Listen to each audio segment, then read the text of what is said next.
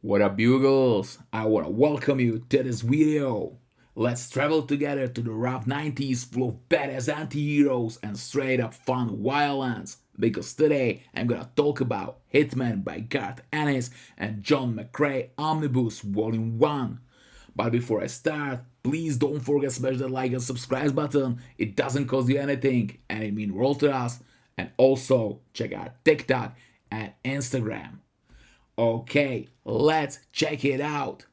Hitman by Garth Ennis and John McCrea Omnibus Volume 1. Cover price is 125 USD and it has 1136 pages. This book collects first 32 issues of Hitman series, plus his early adventures from Demon series and from pages of Batman Chronicles. Let's look at the cover. I really like what DC Comics done here. This orange color is really refreshing. In front cover, we see main character, Hitman Tommy Monahan, his friend Sixpack, and big DC heroes as Batman, Green Lantern, and Demon Etrigan. In back cover, we see big art of Tommy smoking cigarette with his drink in front of him, and underneath that is sum up of stories and list of issues collected in this book. Boards have two separate arts with spine identical with spine in the dust jacket. In front art we see Tommy drinking in cemetery, and at the backside is badass art of Tommy and his assassin squad. When we open the book, we have here opening page with logo of series and name of the book. After that is credit page with action art of Tommy and his friends attacking cute seal, and of course with names of all talents who ordered stories in this book. Next are table of content pages with all chapters and numbers of pages when we can find them. I love this in DC Omnis. These pages are followed by introductions by both creators, John McCrea and Garth Ennis, and they are really fun to read. And next are stories itself. I need to say, Hitman is true 90s series, as wild as you can get in mainstream comic book. We follow Tony Monahan, G is silent like Garth Ennis said in introduction, and also as Lil Wayne said in one of his songs. Professional hitman specialized in killing metahumans. But Tommy has his own code of honor, so he never takes a contract to eliminate innocent person. He kills strictly only bad guys.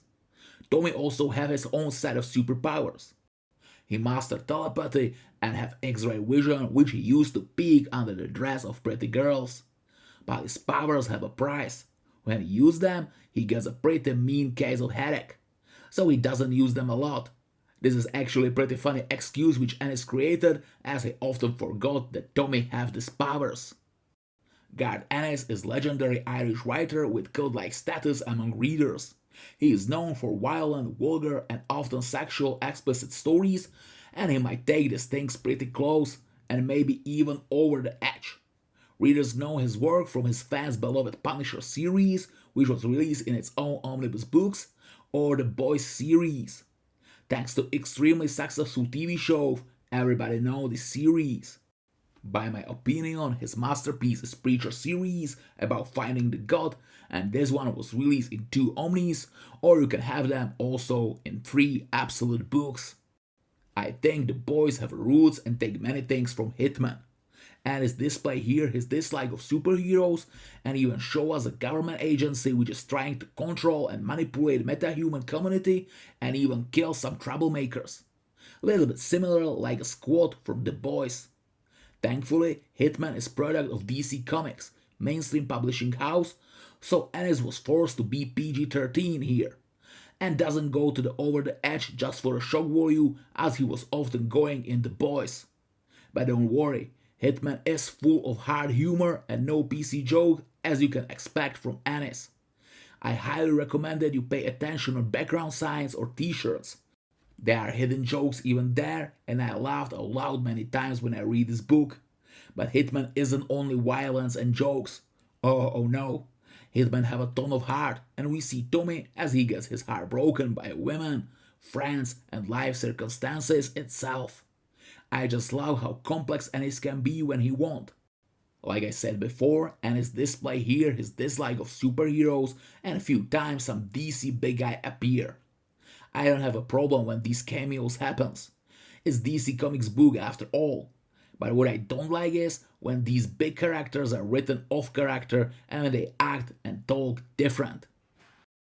I don't have any issues with Batman appearances, and he's wrote him pretty good.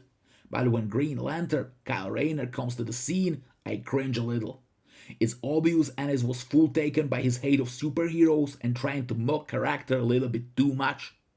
Fortunately, it's not unbearable, but it is still true that less is more. But hey, Ennis himself said if you are a fan of Green Lantern, you wouldn't like these issues with him. Except of superheroes, Tommy crossed paths with many bizarre characters as Siamese twins mobster with one sibling dead, zombie SeaWorld animals, demons of killing, or members of Section 8 superhero team, and man, these characters truly are something else. And is push what he can do in PG-13 to maximum, and I am so glad he has some boundaries here.